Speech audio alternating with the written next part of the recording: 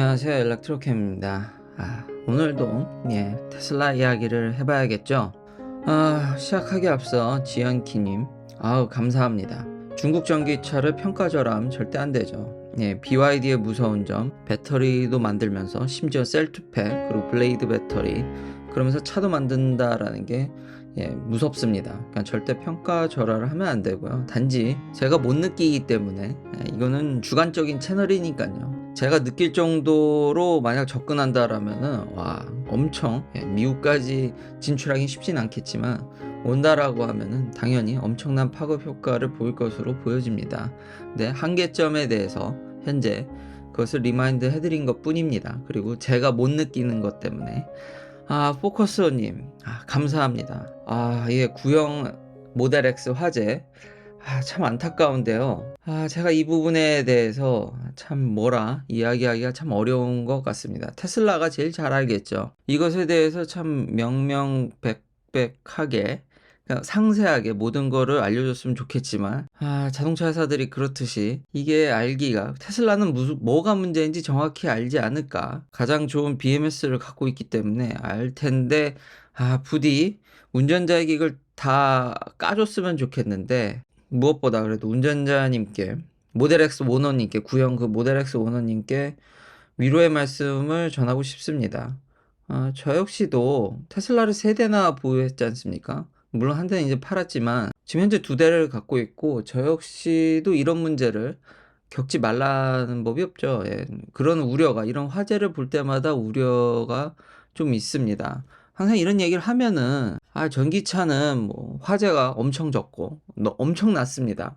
이게 옛날 데이터가 아니라 지금 나오는 뉴스들이나 NHTSA나 이런 데 보면은 여전히 이제 꽤 팔렸죠. 근데 이게 미국 얘기긴 합니다. 미국 한정이긴 한데 무지무지 낮습니다. 내연기관이나 하이브리드 대비해서도 그냥 절대적으로도 엄청 낮은데, 이게 한번 나면은 걷잡을 수 없이 터지니까 진짜 큰일이니까 저도 그런 두려움이 있어서 항상 모니터링을 합니다. 전 체감형 유튜버니까 제가 그걸 저도 정말 경각심을 갖고 있기 때문에. 그나마 다행인 점은 몇 개 뉴스를 찾아보니까 BMS 에러 메시지랑 미리 차가 경고 메시지를 몇 시간 전부터 계속 알려줬다라는 게, 그게 좀 놀랍더라고요. 그리고 제가 할 수 있는 얘기는 현재 미국 반응은 어떠냐, 화재 얘기는 별로 이슈가, 실제로 화재가 저렇게 너무 낮기 때문에 그나마. 그리고 메이저 리콜을 최근에는 하지 않은 회사입니다. 옛날에는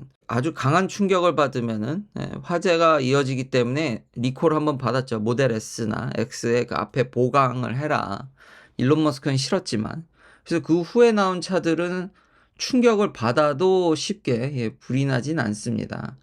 근데 다른 회사 대비해서 대대적인 리콜을 아직까지도 하지 않은, 거의 유일무이한 이 정도 규모에서.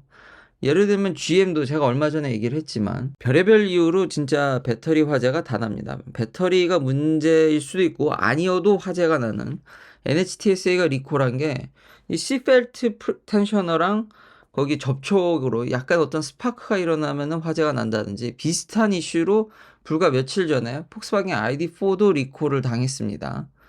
그리고 여긴 또 12V 숏서킷, 모든 모델에 해당되는 건 아닙니다. 그러니까 직접 가셔서 그 리콜 메시지를 받으면은 확인을 하셔야 됩니다. 여기는 12V 숏서킷으로 쇼트되는 거죠. 그러니까 이런 와이어링 문제. 그래서 테슬라가 폴리우레세인이나 그 핑크색의 그 배터리 팩에 보면 갖다 다 부어버린 걸 알 수 있죠. 그렇게 하는 게 이제 서킷의 와이어링 문제도 있기 때문에, 전기차가, 이 전자기기라는 게 되게 예민합니다. 그러니까 다시 한번, 전기차는 배터리를 키우고 크게 만드는 게 그렇게 쉬운 일이 아닙니다. 테슬라도 계속 발전을 하고 있고요. 이제 예전과 달리 그냥 우레세인에 그냥 전 팩에다 덕지덕지 바르는 이유를 최근에 이런 차들이 리콜되는 거를 보면서 알 수 있다라는 거죠. 그리고 미리 알려줬다라는 게 다시 한번 정말 놀랍습니다. 오너분께 위로의 말씀을 드리고, 부디 테슬라가 이걸 한국에서 좀 다 까줬으면 좋겠는데 참 그 부분이 좀 아쉽죠. 주식은 어제 많이 올랐고 오늘은 소폭 내렸습니다. 주식이 워낙 화랑이었으니까요. 그 부분에 대해서도, 경제적인 면에 대해서 좀 얘기를 하겠지만, 파이어 리스크를 얘기하다 보니까 현재 미국에서 좀 뉴스로 이슈화 되는 것은 제가 저번에 얘기했던 오토파일럿의 이제 진짜 이제 FSD 베타 핸즈 프리 스티어링 클레임입니다. NHTSA가 일론 머스크의 그런 트윗에도 민감하게 반응한다라는 게 이 손을 떼게 되면 더 편해지겠죠. 지금은 살짝 얹어야 되는데 이것에 대해서 니네 진짜 모니터링 이렇게 해도 되냐라고 엄청 또 압박을 넣는 것 같습니다. 근데 지금까지 여러 압박이 그랬듯이 그냥 넘어가고 있죠. 왜냐면 핸즈프리를 처음 광고한 게 테슬라가 아니라 GM입니다. 그래서 이것도 그냥 넘어가지 않을까 싶고요. 이미 이렇게 하고 있는 회사들이 있기 때문에 오토파일럿의 안전성에 대해서 좀 더 이제 보기 쉽게 2018년부터 계속 데이터를 공개를 하죠. 이렇게 해주는 회사가 또 테슬라밖에 없긴 합니다. 그러니까 안전에 꽤 그나마 제가 늘 누누이 얘기하는 차악을 뽑는 거기 때문에 예, 오토파일럿을 쓰면은 안전하다는 점. 그리고 당연히 사람들이 디스인게이지먼트를 일으키니까 그게 중요한 거 아니겠냐. 그때 사고가 날 텐데. 근데 그것까지, 그러니까 오토파일럿이 디스인게이지먼트 되는 전후를 어느 정도는 그레이스 피리어드 버퍼를 둬서 그것까지 다 포함한 데이터라는 점. 그래서 매우 이렇게 안전하다라는 거를 최근까지도 조만간 이제 4분기 데이터가 나오겠죠. 근데 계속 트렌드가 그냥 대동소이합니다. 뭐 압도적으로 항상 안전하기 때문에. 근데 지금 미국 내에서 제가 할 수 있는 일은 미국의 현재 분위기가 어떤 거를 드리는 게 더 정확하지 않을까. 근데 미국에서는 파이어 리스크는 그다지 이미 사람들한테 어느 정도 확률이 떨어진다라는 게 좀 받아들여진 모양입니다. 그러니까 저 역시도 이런 에러를 한 번도 겪질 않았고요. 운이 좋았던 건지. 근데 제 주변에 테슬라 켈리지 않습니까? 미국이고 그렇게 많은 사람들이 테슬라를 사고 있는데 제 주변에 참 신기한 게 배터리 관련해서 에러 메시지를 받은 사람이 단 한 명도 없다라는 게 그러니 참 이게 제가 좀 체감을 못하긴 하지만 그래도 좀 안타깝습니다. 다시 한번 저 역시도 전기차가 서머 러너웨이가 터지면 엄청나게 걷잡을 수 없기 때문에 저 역시도 그런 두려움은 항상 인식하고 있고 주의를 하려는 점. 그리고 항상 이런 워닝 메시지를 무시하면 안 될 것 같다. 또 다른 이야기들이 업데이트가 되면 바로 또 업데이트를 하도록 하겠습니다. 테슬라 이야기로는 이 회사는 참 대단합니다. 지금 배터리 캐소드 플랜트를 지금 확장을 하고 있고요. 기가 텍사스에. 지금 이미 4680을 탑재해서 꽤 팔고 있다라는 얘기를 제가 계속 했죠. 그러니까 소리 소문 없이, 그러니까 투자자들의 기준에는 못 미치지만 많이 열심히 하고 있다라는 점, 꽤 빠른 속도로 지금 4680 배터리가 인벤토리에 지금 나오고 있죠. 그래서 일반인들도 이거를 이제 고를 수가 있게 됐는데, 여튼 자동차 회사들 중에서는 정말 빠른 속도로 배터리 생산을 스스로 하는 걸 엄청 팽창을 하고 있고, 지금 인벤토리가 지금 이 텍스 크레딧이 좀 문제인데 인벤토리가 지금 기하급수적으로 지금 그 위험한 수치를 되려 이제 역전해서 넘어가 버렸는데요. SNS의 발달로, 야근 뉴스의 발달로 그냥 정보들을 워낙 빨리빨리 수집을 하다 보니까 테슬라의 2023년 IRA 텍스 리베이트이 아직 테슬라가 좀 여기 보면은 We are still waiting for a final confirmation을 기다리고 있답니다. 참 이 법은 진짜 말도 많고 탈도 많은, 그러니까 아직 결정이 안 돼서 그대로 풀 크레딧으로 가는 예측을 이미 제가 했었는데 최종적으로 집행이 안 되는 것 같습니다. 그러니까 한시적으로 깎아줬죠, 미리. 그리고 올해부터는 텍스 크레딧으로 이제 대체될 예정이었는데 이게 딜레이가 되는 것 같습니다. 그러니까 그냥 참 사람들이 빨리빨리 움직이죠. 그러니까 내가 $7,500 그 큰 거니까요. 주정부까지 하면 진짜 $10,000인데 그럼 1,200만 원이 넘는 금액이기 때문에 적은 금액이 아니죠. 나 받을 수 있냐? 사기 전에 확인을 하겠죠. 싼 금액이 아니니까. 이걸 들어보면은 아직 기다리고 있다 이런 얘기 들어보면 이게 팔리겠습니까? 인벤토리 레벨이 분기 말 연말 푸시하기 전 이상으로 올라갔고, 저도 지금 미국에 있는 걸 확인해 보니까 이제 모델 X도 꽤 생겼고요. 꽤 확인할 수 있다라는 점.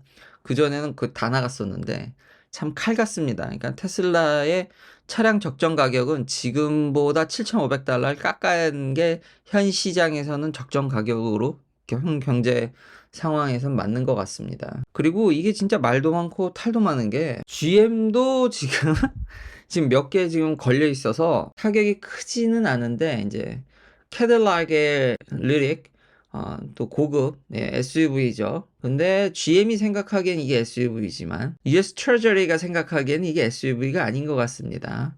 그래서 프라이스 캡이 55,000달러입니다. 근데 이게 6만 불이 넘거든요. 근데 GM은 SUV로 선전하는데 미국 정부는 그렇게 생각을 안 하는 거죠. 그래서 이게 퀄리파이가 안 돼서 야, 좀 다시 생각해봐라. GM을 그 노조의 영향으로 바이든 정부가 그걸 살려줘야 되는데 트로이 테슬라익도 모델 Y의 이 무게를 구독자님들께서 댓글에 지적을 해줬듯이 무게를 늘려서 5시터도 그 8만 달러 리밋에 걸려야 되지 않냐 이런 얘기가 나오고 있습니다. 차량 가격에 대해서 또 한 가지 또 얘기를 해보면 사이버 트럭 가격이 살짝 이게 에러인지 글리치인지 릭인지 근데 아니라는 얘기도 있는데 그냥 글리치일 것 같은데 FSD의 가격 때문에 근데 아직 이건 그냥 루머입니다. 근데 홈페이지에 살짝 이제 다시금 보였는데 사이버 트럭이 트라이모터가 풀 셀프 드라이빙 케이퍼블 76,900불 그러니까 뭐 8만 달러가 안 되는 그러니까 전 가격이 그냥 보여진 것 같습니다. 이렇게 되면은 텍스 크레딧을 이제 풀로 받게 되는데 픽업 트럭은 8만 달러니까요.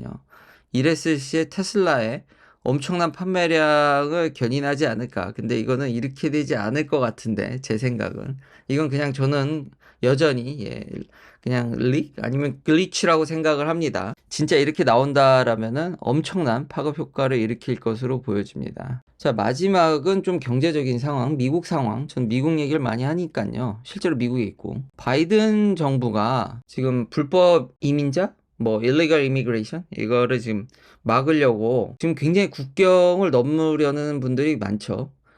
근데 한 가지 이제 배경 지식을 제가 이걸 얘기하고 싶은 게 뭐였냐면은 특히 지금 인플레이션에 있어서 임금 상승이 두드러지고 있죠. 그게 지금 현재 인플레이션을 이끌고 있다고 해도 굉장히 영향력이 크고 고용이라든지 다른 지표는 다 안 좋은데 고용은 여전히 좋아서 지금 페드가 계속 밀어붙이는데 그 배경을 설명하려고 하는 겁니다. 이게 쉽사리 해결되지 않을 수도 있다라는 점과 바이든 정부의 참 이분들이 왜 많이 왔겠습니까? 그러니까 전에 트럼프 정부 때는 이런 분들을 가차없이 쳐냈거든요. 그래도 꽤 왔습니다. 근데 이제 정권이 바뀌니까 더 오픈해주지 않을까 해서 엄청난 사람들이 여기 몰리고 있는데 바이든 정부도 단호하다라는 거죠. 이런 거 보면서 저도 좀 문호를 열지 않을까라는 불법 체류자에 대해서 근데 이런 얘기를 하면 불법 체류자면 불법으로 그리고 크로스 보더를 넘으려고 하면은 당연히 그거를 법적으로 막아야 되는 거 아니냐. 한국 분들이라면 그렇게 생각할 수 있는데 미국은 원래가 불법 체류자가 필수 약간 불가결한 이렇게 표현해도 될지 모르겠는데 불법 체류자가 경제 이바지하는 부분이 큽니다. 제가 이렇게 미국에서 꽤 오래 있으면서 보니까 식당이라든지 언더 테이블로 일하시는 분들 꽤 많습니다. 그러니까 미국은요 그냥 추산치입니다. 불법 체류자가 현재 2022년 한 1,100만 명? 한 몇 년째 1,100만 명대를 꽤 유지하고 있는데 불법 체류자니까 통계가 이거 추정치입니다. 정확하지가 않습니다. 누구는 이거보다 더 높다라고 생각을 하는 사람 그러니까 최소 이게 정부 쪽에서 보기에 한 1,100만 명 이상 그리고 작년에 역대 최대치인 거의 뭐 300만 명 가까이가 그냥 보도를 넘는 거죠. 이런 분들이 꽤 많고 이런 분들이 음식점이라든지 불법적으로 일을 하면서 근데 대신 저임금으로 일하겠죠. 이 롤이 큽니다. 미국 내에서. 특히 캘리 같은 경우는 뭐 다른 주들에 비해서 압도적으로 많기 때문에 그런 부분들이 경제에 이바지하는 게 컸다라는 거죠. 근데 이거를 막아버리니까 지금 인력난, 특히 서비스 부분이라든지 낮은 인컴 레벨이 낮은 쪽에서 인력난이 더 심하죠. 그래서 임금 상승률이 고소득자보다도 더 높아져서 뭐 긍정적이라고 조금 봐야겠죠. 임금 격차도 줄어들고 있고 이런 부분들이 미국의 일상이라는 겁니다. 당연히 불법 체류자 이건 뭐 저 역시도 법대로 해야 된다라는 게 맞긴 한데 그게 또 미국에서 이런 경제적으로 기여하는 부분이 있었다라는 거죠. 그리고 그런 로우 인컴 레벨에서도 바이든 정부의 그 투표, 트럼프 대통령이 좀 그런 제스처나 나타내는 이미지적으로 그랬지 바이든 정부라고 딱히, 왜냐면 이분들이 이 미국의 로우 인컴 일자리를 즉각 타격을 주기 때문에 자기 정치적인 생명, 그 투표에 영향이 있지 않습니까? 그러니까 별 수 없구나. 누가 되든지 약간 좀 더 성향에 따라서 좀 더 열고 닫고 차이는 있을 뿐, 이분들이 이렇게 막 무지막지하게 들어오면 당연히 로우 인컴 레벨에서는 타격이 크게 되고, 근데 그런 쪽에서 쇼티지가 나니까 전반적으로 인력 시장이 다 엄청나게 영향을 준다라는 점. 근데 바이든 대통령도 별 수 없더라.